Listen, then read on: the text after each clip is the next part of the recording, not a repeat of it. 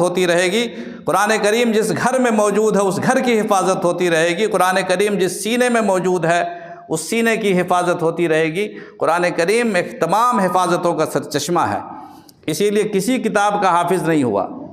تورات، انجیل، زبور سارے آسمانی کتابیں ہیں، کسی کا کوئی حافظ نہیں ہوتا ہے، اکا دکا کوئی حافظ ہو جاتا ہوگا لیکن کوئی حفظ کا معمول نہیں ہے۔ اور قرآن کریم کے حافظوں کو اللہ تعالیٰ نے کتنا کمال عطا فرمایا کہ چھوٹا چھوٹا بچہ قرآن کریم کا حافظ ہو جاتا ہے۔ ہم سمجھتے ہیں بہت آسان نہیں ہے، یہ صرف اس دل میں قرآن اترے گا جس دل میں ایمان کا نور ہوگا،